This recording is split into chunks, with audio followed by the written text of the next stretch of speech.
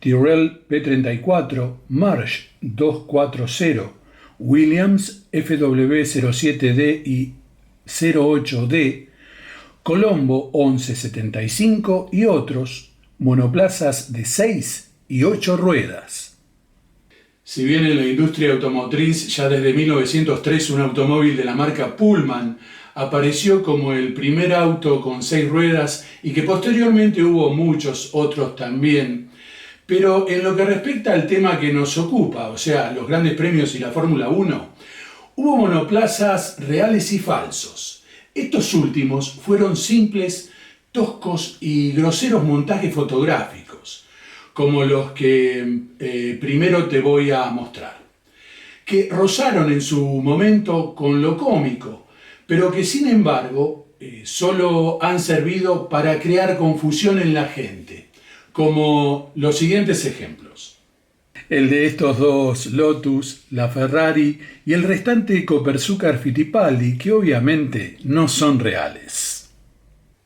Aclarado esto, y ahora sí, yendo a máquinas reales de grandes premios y Fórmula 1, es decir, monoplazas con 6 ruedas, ha habido varios, sobre todo algunos utilizados en las competencias de preguerra y también adaptadas para correr en carreras de trepada, como por ejemplo los casos de Auto Union, ERA, Fraser Nash y demás, etc. Las carreras de trepada, decía, era una disciplina muy usual y muy seguida en otros tiempos. Pero se trataba solo de simples y convencionales 4 ruedas, a los que se le montaban 2 ruedas en cada eje o semieje posterior, como este ejemplo de la derecha de un Auto Union de la década del 30. Siendo el último caso conocido el de la Ferrari 312 T2, a la que se le montaron también 4 ruedas en el tren trasero. En plena era de proyectos de monoplazas de 6 y hasta 8 ruedas, ejemplos que veremos más adelante, este modelo de Ferrari fue conocido como T6.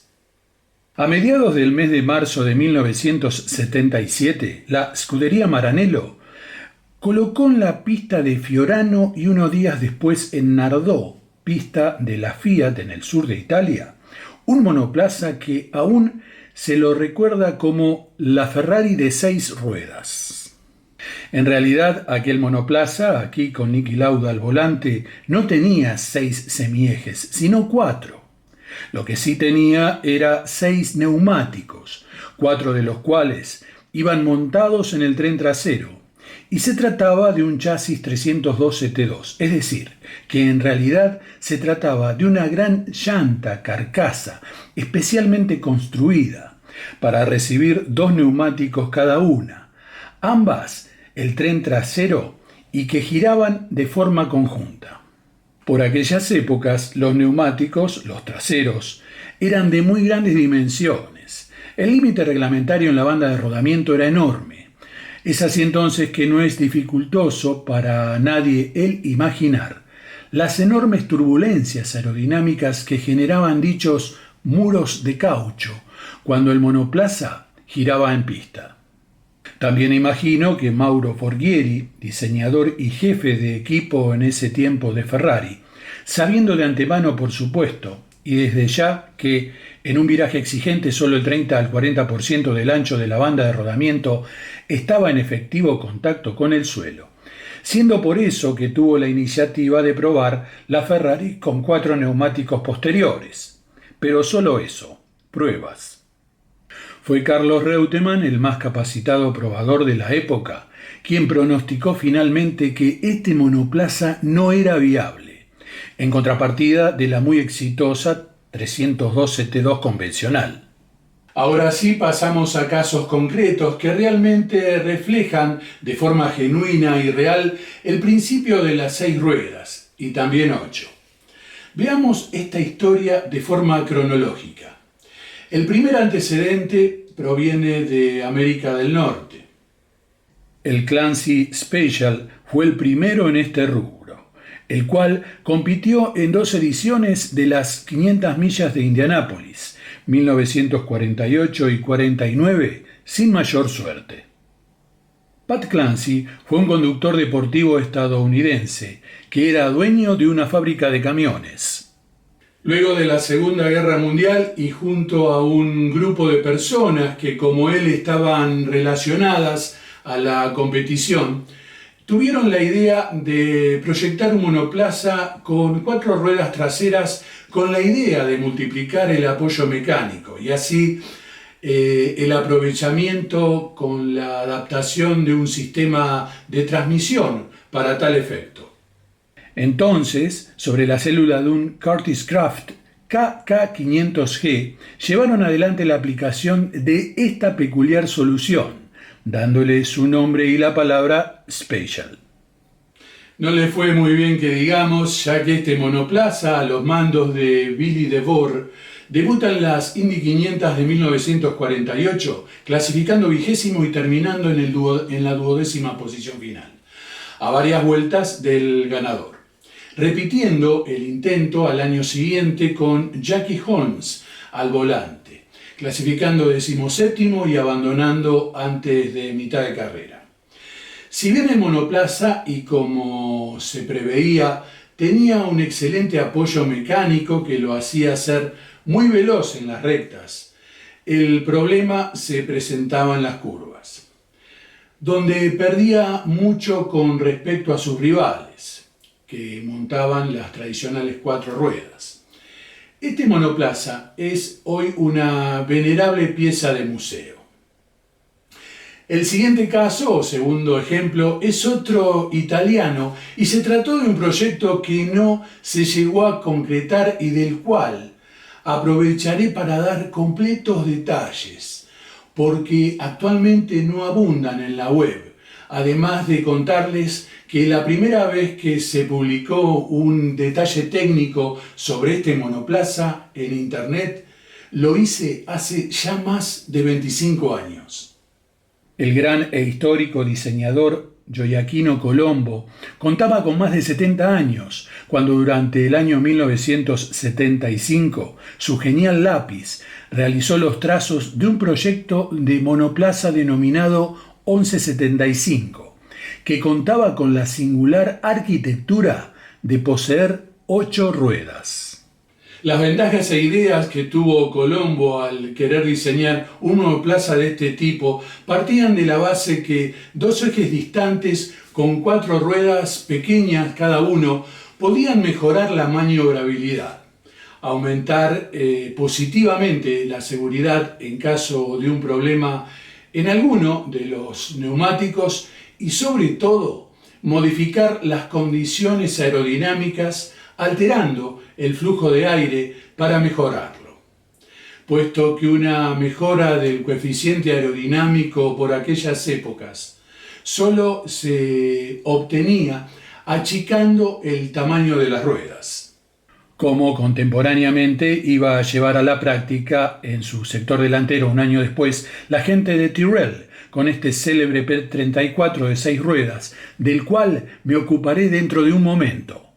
Pero Colombo apuntaba a principios de ese año 75 hacia otras soluciones alternativas, ya que con 2 ruedas pequeñas en vez de una por eje, colocadas ya sea en pares o en tándem, conseguía aumentar la estabilidad lateral, mitigando la deformación natural del neumático.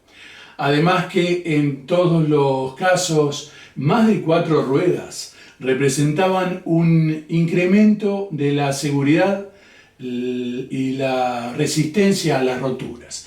Sucedía que en virtud a la similitud que se observaba entre los monoplazas de Fórmula 1 de aquella época, es decir, todos bajo el concepto principio aerodinámico con forma de cuña o cuneiformes, y también la mayoría con motores V8 montados por Cosworth, cajas de cambio Hewland, etc. Colombo crea algo realmente revolucionario y así se sentó frente al tablero de dibujo en su estudio ubicado en la ciudad de Milán, cuando ya estaba retirado de la actividad relacionada a la alta competencia desde hacía años, salvo por algún que otro muy aislado proyecto.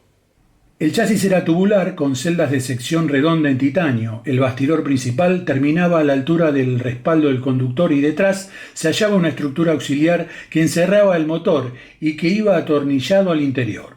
Este chasis se movía sobre 8 ruedas, 2 ejes, con 4 pares de neumáticos. Pero he aquí lo singular. Las ruedas no se hallaban unidas en forma solidaria, es decir, no eran 2 llantas unidas sobre un mismo eje, con 2 neumáticos montados a ellas, como vimos hace un momento en el ejemplo de Ferrari, sino que eran independientes una de la otra. El propósito de esta alternativa, que realmente puede resultar bastante complicada, era debido a que los neumáticos super anchos de los F1 de mitad de la década del 70 eran tan anchos que en realidad requerían cada uno de un diferencial propio.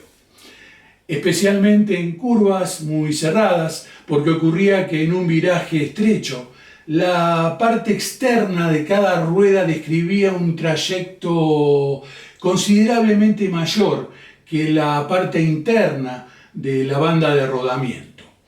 Ello se traducía en un desgaste importante de los neumáticos. Y precisamente fue este detalle que, bajo la siempre muy atenta mirada del maestro Colombo, venía observando desde hacía tiempo cuando visitaba la pista de Fiorano.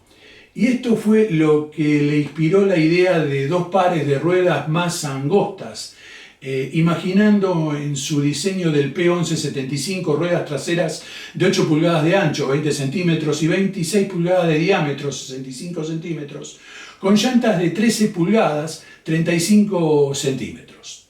Entre cada par de ruedas, lo mismo que de ambos lados de afuera, se hallaban sendas placas de presión que permitían arrastrar la rueda cuando aceleraba o frenaba, pero a su vez hacía que la velocidad de rotación de las mismas sea diferente en las curvas. No menos revolucionario resultaba la idea de los frenos, que eran una extraña combinación. Cada par de ejes poseía un tambor de acero fundido, donde las pinzas tomaban el anillo externo que normalmente recibe por dentro la presión de las zapatas. Dicho en otras palabras, era como un freno común de tambor, donde aparte de las zapatas internas, había otras zapatas haciendo presión opuesta desde afuera, siendo el peso de esos frenos algo mayor que los de los frenos a disco que se utilizaban en aquella época. Pero según Colombo, la superficie de los frenos del P1175 era mayor, y también lo era la refrigeración. El motor diseñado se trataba de un 8 cilindros en línea, colocado en forma transversal e inclinado 50 grados respecto a la vertical hacia adelante. La toma de fuerza se encontraba en la mitad del cigüeñal, que giraba en 8 cojinetes de bancada. La caja de cambios poseía 6 marchas ascendentes, con diferencial autoblocante. Atrás y adelante se diseñó sendos ejes de Dion, y la suspensión se lograba por medio de resortes a ballestas longitudinales.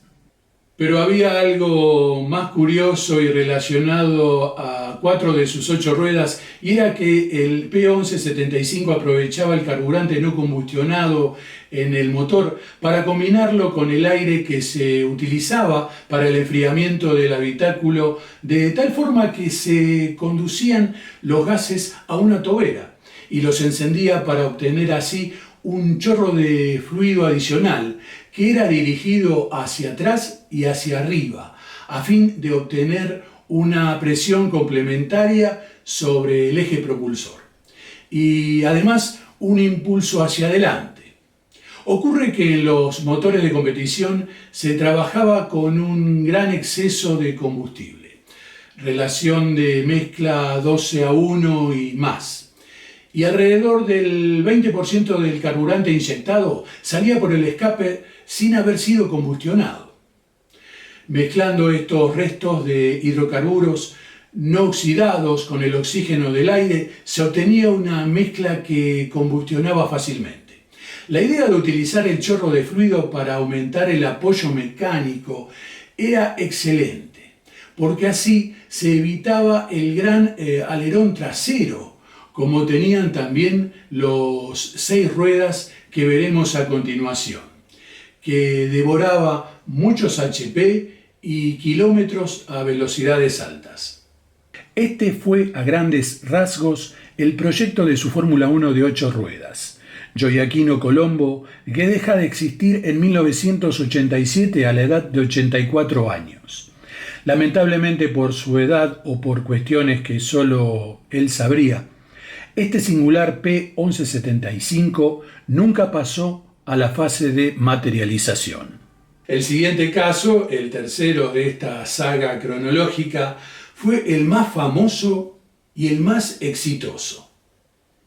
En 1969, el diseñador Derek Garner iniciaba su primer trabajo teórico sobre un proyecto de un Fórmula 1 con 6 ruedas, colocadas sobre 3 ejes, o para ser más puntilloso, sobre 6 semiejes.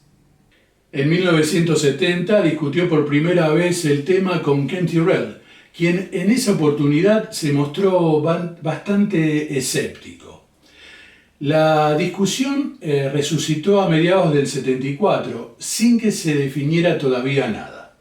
Sobre esto último, justamente este bosquejo lo hizo Garner en 1974. A finales de 1975 y después de un mes de trabajo sobre el tablero de dibujo y de 5 semanas de labores de taller, el Project 34 o P34 estaba en condiciones de rodar. Garner siempre tuvo una fama hasta aquel momento de ser un diseñador de máquinas de competición sólidamente atado a conceptos convencionales. Del Tyrrell 001 presentado en 1970 al 007 que completó en 1975, esta fue la característica más saliente de su persona en la actividad que lo ocupó. Sin embargo, esto quedó desvirtuado el 22 de septiembre de 1975, en el preciso momento en que ayudó a sus colaboradores a quitar el cobertor que cubría el primer Tyrrell P34 Cosworth. Esta fue la primera versión, presentada a la prensa a finales del año 75, y que nunca llegó a competir, y ya con sus 4 ruedas delanteras de solo 25,4 centímetros de diámetro. Nunca llegó a correr porque se trató de un montaje sobre un chasis 007 convencional de 4 ruedas, y como vemos en esta imagen, adaptado a las 6 ruedas. Luego de esto se comenzó a trabajar sobre un nuevo y genuino chasis P34. Lo que buscaba Garner desde el punto de vista aerodinámico general del monoplaza, con dicha disposición de ruedas, era un flujo correcto de aire sobre la parte posterior. Garner sostenía que este concepto permitía el pleno aprovechamiento de la filosofía resistencia reducida mediante una trocha delantera baja y estrecha. En esta imagen doble, aunque de forma parcial, se puede notar el efecto aerodinámico buscado por Garner, cuando el recorrido del agua sobre el P34, con Patrick Depailler, nos permite ver en su avance cómo acompaña la forma del pontón y se hace más directo, en comparación con el Lotus 77, de la foto superior con Mario Andretti, que muestra más turbulencias, debido justamente a la sección del morro integral o trompa enteriza que cubría frontal y casi totalmente las pequeñas ruedas delanteras del Tyrrell. En esta foto se puede observar la diagramación de las suspensiones delanteras del lado izquierdo. Nótese cómo la única barra estabilizadora trabaja sobre ambos conjuntos, mediante un balancín y 2 calipers de freno, fundidos en una sola pieza en los portamasas. El monoplaza tenía un área frenante útil aumentada considerablemente en el sector delantero. siendo la característica más saliente del P34, donde naturalmente los frenos son más importantes en su función, debido a la transferencia de peso que se produce hacia adelante durante el momento del frenaje. Los 4 discos de freno de las respectivas ruedas delanteras tenían un diámetro algo mayor a los 20 centímetros si comparamos estos con los normales y convencionales de aquella época. Encontramos que, por un lado, se tiene 4 discos de freno de esta medida, mientras que por el otro, 2 de 26,5 centímetros. Solo haría falta multiplicar para comprobarlo. Ken Tyrrell habrá meditado que sería más que tonto el no aceptar aquella clara evidencia sobre el poder de frenado del Project 34. Por eso, la insistencia de Gardner para con él, para diseñar dicha idea y ponerla en práctica. La parte posterior del monoplaza era muy similar a la del modelo anterior de Tyrrell, el 007, en lo que respecta a suspensiones. La trocha posterior, sin embargo, fue acortada en 7,6 centímetros, conservando los discos de freno normales de 26,5 centímetros de diámetro. En lo referente al manejo, una cremallera y un piñón convencionales operaban el primer eje, mientras que el segundo tren de ruedas anteriores estaba ligado al primero mediante un sistema de leva y barra. Los 2 complejos de ruedas tenían una barra antirrolido en común.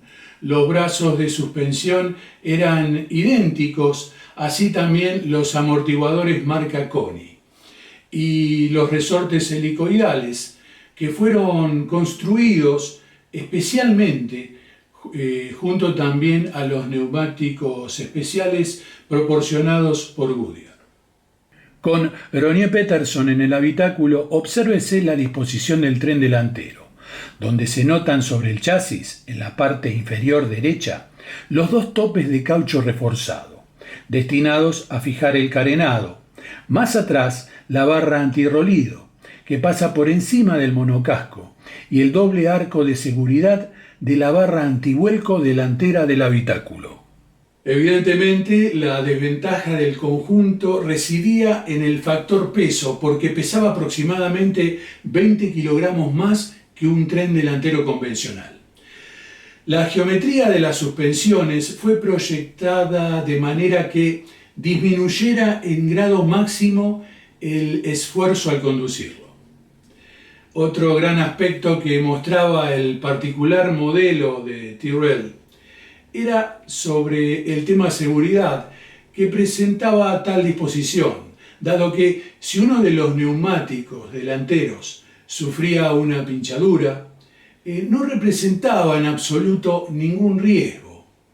Tanto es así que para los entrenamientos del Gran Premio de Suecia de 1976, donde el P34 triunfó, Jody Scheckter sufrió una pinchadura en uno de los neumáticos y siguió andando a fondo sin que el monoplaza manifestara ningún problema.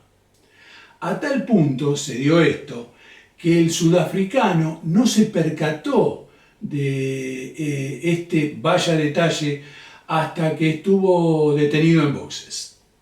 Luego de esta primera versión de 1975, solo utilizada para la presentación y, como dije al comienzo, basada en una célula de un 007 de 4 ruedas adaptado a 6 ruedas, hubo otras. El P34 mostró varias versiones fisonómicas, siendo esta la primera que, si bien llegó a aprobarse y competir, bajo esta fisonomía no corrió ningún gran premio oficial. La más utilizada fue esta, la que corre prácticamente completa la temporada 76 y parte del 77, y la versión más publicitada hasta hoy inclusive. Había sido sensiblemente modificado. En primera instancia, el chasis era totalmente nuevo, de sección triangular o piramidal, y también contaba con secciones salientes integradas a la trompa enteriza o morro integral. Además, sobre el sector se habían practicado entradas de aire para refrigerar los frenos. Se le había acoplado dos tipos diferentes de toma dinámica de aire, una con dos entradas individuales y otra con una sola entrada central. Aparentemente ninguna satisfizo, ya que en la mayoría de las competencias y ya prohibidas las altas tomas dinámicas de aire a partir de España 76, se mostró generalmente la ausencia de estos elementos, viéndose el clásico motor Cosworth FB que lo equipaba al descubierto.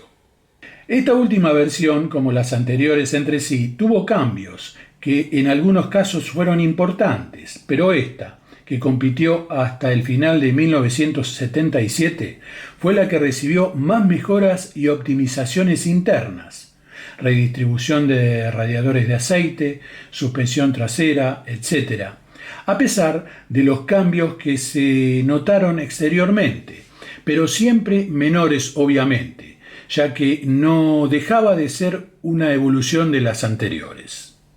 Durante esa temporada del 77 se comienza a sustituir la fibra de vidrio reforzada de la carrocería por elementos en Kevlar. Además, se recurre a un experto en electrónica que provenía de Goodyear, el Dr. Karl Kempf, para montar un sistema básico y elemental de adquisición de datos. Pero el proyecto de este 6 ruedas fue abandonado a fines de ese año, y aunque muchos indican que solo se debió a que Goodyear cambió el tipo de compuestos a los utilizados en 1976, incluso que hasta se objetaba la fabricación personalizada de los neumáticos delanteros, o que había presiones por parte del ente rector. No fue solo eso. El principal motivo de abandonar esta arquitectura de 6 ruedas está documentado en la imagen que te mostraré a continuación. Aquí se aprecia el preciso momento en que Derek Garner traiciona el principio o motivo que lo llevó a realizar el diseño del P-34, cuando él mismo sostenía que este concepto permitía el pleno aprovechamiento de la filosofía resistencia reducida mediante una trocha delantera baja y estrecha.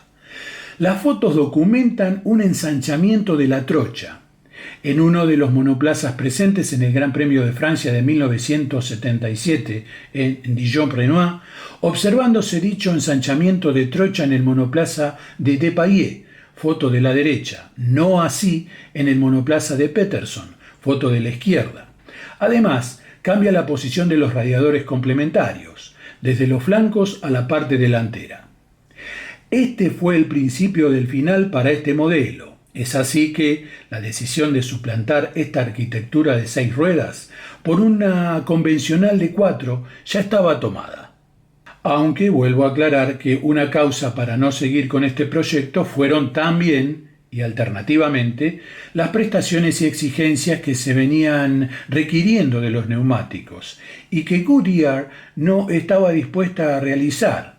Y, por ejemplo, Michelin increíblemente sí, pero tenía contrato de exclusividad con Renault hasta fines de 1977. Es decir, Goodyear quería seguir con las mismas estructuras y compuestos, y eso en Tyrrell no lo aceptaron. El P-34 en sus diferentes versiones nunca fue un monoplaza que haya impuesto diferencias con sus contrincantes, hablando de resultados deportivos, ya que solo triunfó una sola vez, pero no dejó de ser hasta hoy uno de los modelos de Fórmula 1 más fotografiados, si no el más, o citado por los continuos seguidores que va sumando década tras década el universo de la Fórmula 1. Otro caso fue el que surgió casi paralelamente al del Tyrrell P-34, que acabamos de ver. Fue el del March, el cuarto ejemplo. En un principio nomenclado 761-240 de 6 ruedas, que se cristalizó sobre finales de 1976 y principios del 77. 761, nomenclatura propia y costumbre del equipo, que significaba el año y la categoría, mientras que la curiosa 240 proviene de la industria ferrocarrilera. Luego se siguió con esta última sigla. Aplicar 6 ruedas fue una idea del entonces abogado representante legal y mano derecha de Bernie Ecclestone en la FOCA, Asociación de Constructores, Max Mosley, con el tiempo presidente de la FIA, cuando era parte importante del equipo Marsh. En esta foto de época se los ve a ambos. Sucedió un día en Silverstone, una exposición acerca del apoyo publicitario recibido, más bien una presentación estridente que de cara a serias pruebas, del Marsh 240 Cosworth, basado en una célula de un convencional Marsh 761, diseñado por Robin Herd. Realizó durante el año 77 una serie de ensayos en manos de diferentes conductores, Odin Ganley, el más capacitado antes de dicha presentación, y Ian Scheckter y Alex Díaz Ribeiro. Estos últimos no eran conductores de primerísimo nivel, o al menos con grandes dotes de probadores, como sí tenía Ganley, y menos aún para desarrollar tan peculiar concepción. Se ve aquí a un sonriente Herd posando sobre su criatura, todavía blanco y sin publicidad, pero por más que luego se lo decoró con diferentes auspiciantes, dicho monoplaza no llegó a disputar ningún gran premio oficial. Después vinieron varios ensayos a través de los meses, pero más allá de versiones que indicaban una velocidad punta increíble, por ejemplo en Brands Hatch, nada, solo eso. En el centro de la foto, y aunque es en blanco y negro, el flanco de la brida que une los dos diferenciales está brilloso, debido a la pérdida de lubricante, prueba de las exigencias torsionales, dado que los esfuerzos transversales eran soportados solamente por este crítico sector. Aunque aerodinámicamente tal disposición de ruedas posteriores de las mismas medidas que las del tren delantero puede que haya tenido sus ventajas en lo recto, mientras que en curva era indócil por su largo, además de su peso, aproximadamente 50 kilogramos más que el modelo convencional. A todo esto se sumaba un problema insalvable, como ya se mostró, y se encontraba en la unión de los diferenciales de ambos trenes traseros, mal diseñados, ya que en todo momento posterior a esfuerzos en pista mostraban pérdidas de lubricante debido a los tremendos esfuerzos de tensión, flexión y torsión que recibía ese sector tan particular.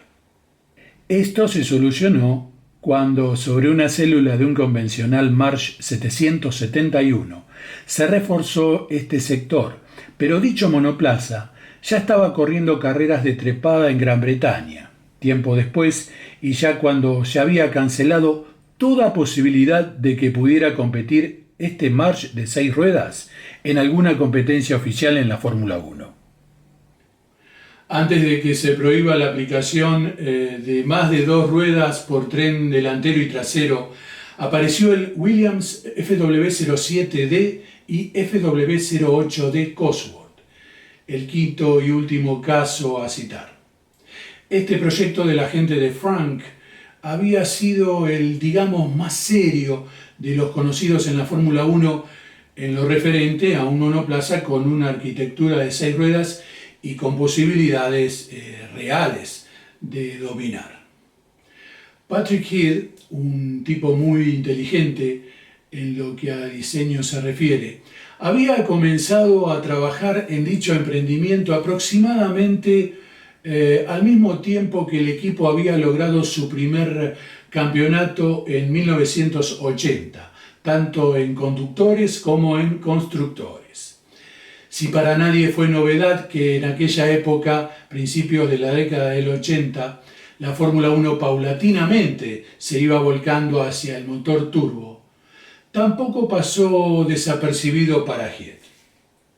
Es que la alternativa para un Fórmula 1 inglés era cada vez más comprometida. El kit motor Cosworth, caja Hewland y diseño Wingcar, autoala, que componía un Fórmula 1 tipo, tuvo ya durante 1981 la demostración más contundente de que sus días estaban contados a manos de la era turbo, que estaba de forma masiva por llegar.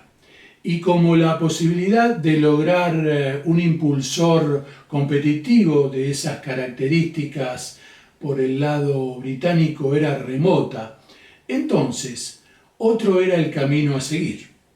Y gente creativa como Williams y Head optaron por este monoplaza de 6 ruedas. Hubo 3 opciones probadas, derivadas las primeras de la saga FW07 y la restante de la saga FW08. Una provenía del diseño de un FW07B y el otro era un híbrido entre un FW07B y un FW07C.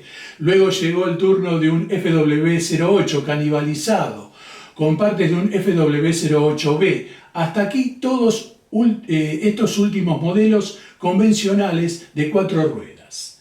Sin embargo, a ambos monoplazas de 6 ruedas, derivados de los que acabo de detallar, se los nomencló como FW07D y FW08D, y a ellos vamos. Primeras pruebas en Donington Park, con Alan Jones al volante, antes de anunciar públicamente su retiro del equipo.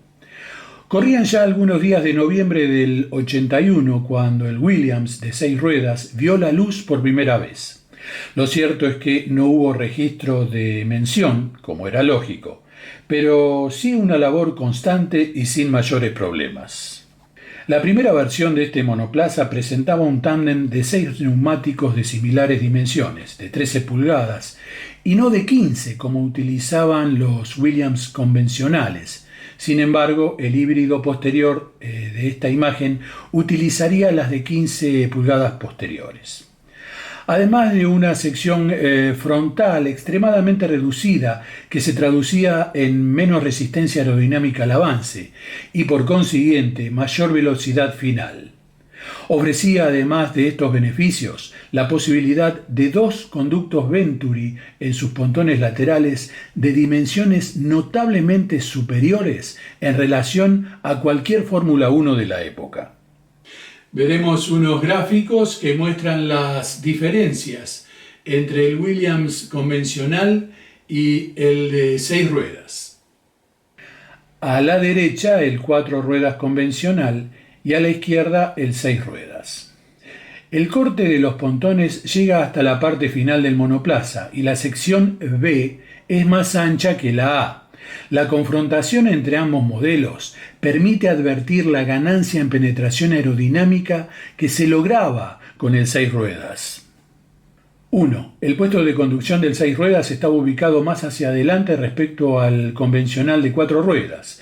El dibujo central muestra letras A y B, una vista en planta donde se puede notar esta diferencia entre ambos modelos.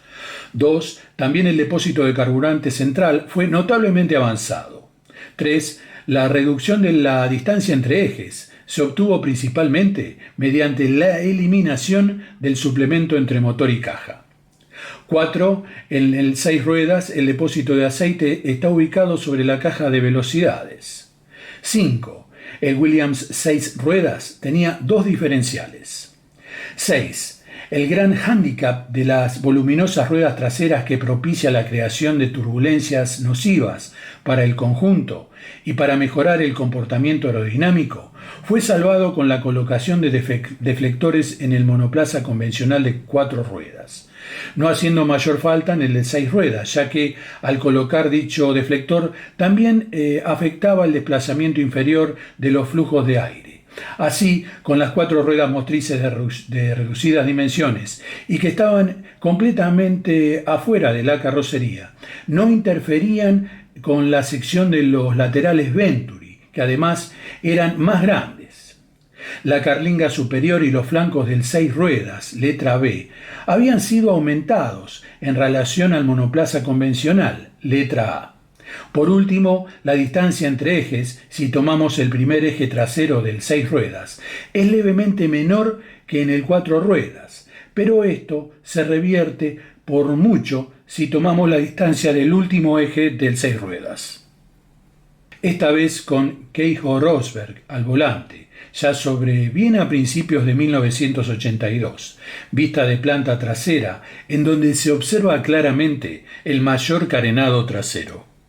Sin embargo, y a pesar de las excelentes velocidades expuestas en tramos rectos y la aceptable adherencia en curva, Heath se encontraba con algunos problemas debido a una mayor complejidad mecánica, mayor peso, mayores dimensiones en sentido longitudinal, esfuerzos de torsión para los dos diferenciales de ambos trenes traseros, etc.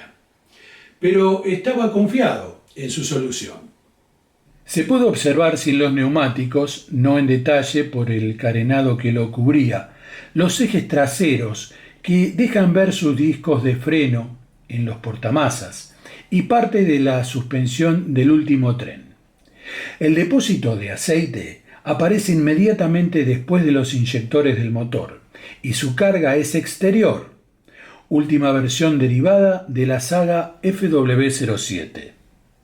Aquí, poco tiempo después, la versión final derivada del modelo FW08, que había probado también Jonathan Palmer y brevemente Derek Daly y Jacques Lafitte, sin un carenado en el sector posterior, observándose al descubierto su sección trasera. Esta imagen muestra en detalle todo el conjunto de ambos trenes posteriores. Finalmente, las autoridades, a través del reglamento, terminaron prohibiendo, hasta hoy día, explícitamente cualquier monoplaza con más de 4 ruedas.